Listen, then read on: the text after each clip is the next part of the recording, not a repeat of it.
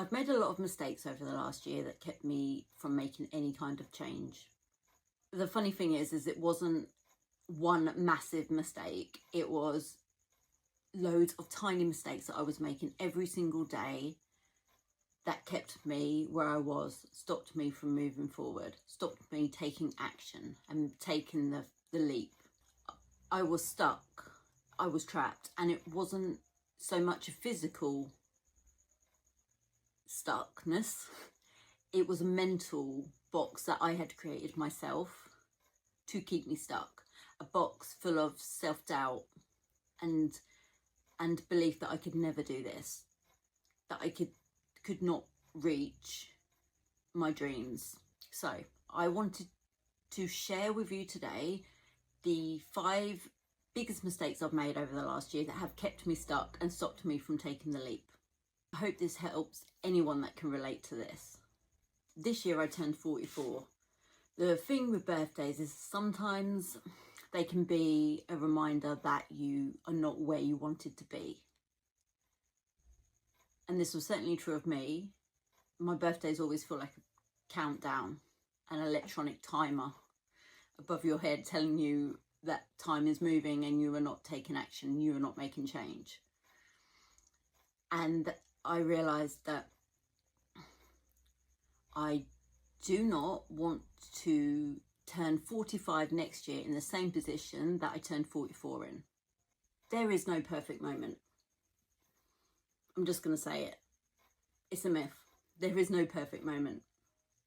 You tell yourself you need a plan, you need a safety net, you need savings, you need enough confidence. You're just waiting for the right time, for the perfect moment, to feel brave enough to take the first step. There is no perfect moment. That's an excuse that we tell ourselves because we are scared. And I feel that so much. So I can relate to that. That's exactly how I feel and have done for a very long time. A year ago, I was working full-time in a managerial role with a decent pay. So in hindsight, I had that safety net. I could have left. But I kept telling myself I didn't have the time. So although I had money and financially I was okay, nothing else would fit. I told myself I was waiting for the perfect moment and then I would know and then I would do it. Because I was scared of failing, scared of jumping. And I still am. Just because I've made the first step doesn't mean that I'm not terrified every day that this isn't going to work out and that I've made a mistake. Now I have that deadline, I feel that I have to take actionable steps every day to meet the deadline so I don't run out of money. Question for you. What would happen if you gave yourself a deadline with only the information that you have available to you now? I left my job last week without knowing what the following week would look like, or the next week, or the next month. That's unheard of for me. I like predictability, I like routine. I plan out my whole day, I plan out my weekends and have to-do lists and tasks and actionable steps and SMART goals, and that's how I thrive. I had rough ideas, but I didn't have like a strict plan. It felt reckless. I'm a sensible person. I'm responsible. I was responsible when I was a teenager. That kept me stuck. The feeling of responsibility, the feeling of having to be sensible, of not making reckless decisions, that kept me stuck. I'm realising you don't need a 5-year plan. You don't need a spidergram or a 40-page manifesto. If you want those things, great. But you don't need it. And you can do that on the way. You can make the first step and then create those sorts of things. You don't need them to start. All you need is a direction and a willingness to adapt as challenges pop up. You are the leader of your own life. All you need to do is start moving and everything else follows. So I have an exercise for you. I know, sorry, you weren't expecting homework on my second video, but I think it's going to help. I want you to write a very short 3-step plan. I know we said we weren't doing plans, but we're going to keep it very short. A miniature plan to help you focus. And it's important that this plan is small so you don't get carried away, because if you start writing lots and lots and lots, the chances are you'll then start thinking of reasons you can't do this. So we just need to be focused for now. 3-step plan, that's it. So grab a notebook, a sticky note, one of those fancy e-ink devices, back of a receipt, and write these 3 questions and answer them. Keep it simple, remember. 1, where do I want to go? 2, what's one thing I can do this month to move me closer in the direction that I've chosen? 3, what's the next step after that? That's it. You build a comfort zone around yourself. Everybody does this. However big or small, everyone has a comfort zone. Stepping out of this comfort zone is uncomfortable. That's why it's called a comfort zone. As soon as you leave it, you feel discomfort. Fear. It can be really scary to leave something that feels so comfortable and familiar to step out into something unknown. But just because it feels uncomfortable does not mean that it's the right decision to stay there. For me, even now while I'm talking to you, I have a voice that keeps threatening to derail me by saying, what are you talking about? You can't do this. No one wants to hear anything that you're going to say. And while I'm painting, that's rubbish. Why are you doing this? Why are you wasting your time doing this? You need to go and find a proper job. These thoughts are ongoing. I'm always having them. But here's the thing. I can choose whether to listen to them and take action, or to just simply let them go and focus on moving forward. And you are the same. You might have that voice too. You might have it right now. You might be watching me right now and you have a voice telling you to do something better with your time. But you can choose whether to listen to it and take action from that voice or not. You can choose your narrative, and the narrator inside you, you can choose your narrator. Thoughts are controllable. Sometimes they can spiral and they can be very intrusive, but you can control how they make you feel and your reaction to them. You might hear that voice every time you try and step out of your comfort zone. That's completely normal. We have a warning, like a trigger system inside us that goes off like an alarm when anything is new. Anything that scares us or feels uncertain. That was incredibly useful to have that warning system when we were Neanderthals. It's less useful now. All it does is create a fear and stop us from moving forward. So we don't have to listen to it. And here's the thing. Outside of your comfort zone is where the magic happens. Ask yourself this. Are you uncomfortable about that decision that you're thinking about because it feels wrong for you, or because it feels so unfamiliar? Those I'll do it when ...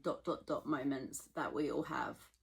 I'll do it when I'm richer, prettier, when I live in beautiful surroundings, when I can talk to the camera without stammering or without trying to think of what I want to say next, like a reporter does. I'll do it when I'm a better writer, a better singer, a better musician, a better artist, a better person, a better human. I'll do it when someone's given me permission to do it. And the classic, I'll do it when I have more time. I'll do it later. It's funny because I used to fantasize about being fired. And I know that sounds incredibly ungrateful, but I used to lay there in bed thinking, imagine if I was laid off. Imagine if I was made redundant. Because I know that would force me into an action. I would then have no choice. There'd be no fear surrounding a choice I'd make, because I'd have no choice, and they would make that decision for me. Because I was constantly saying, later, I'll do it later. It's not the right moment, as we spoke about before. I'll do it later. My husband is always saying, I'll do it when I retire. And I think that's very, very common. But these are the best years of our lives.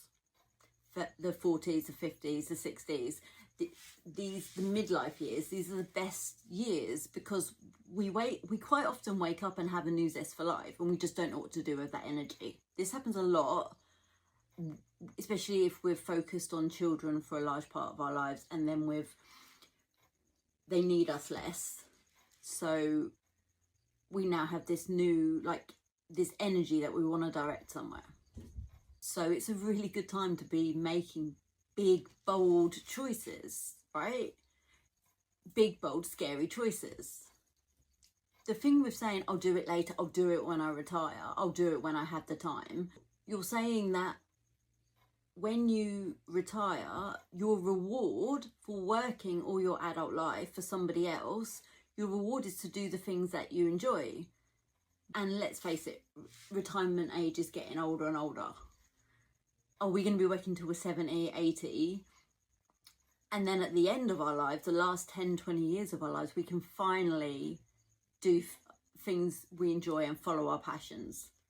That's wrong. That's wrong to me. We only have one life. Every moment of it should be filled with our passions. We need to do this now. Later often becomes an uncomfortable place to hide.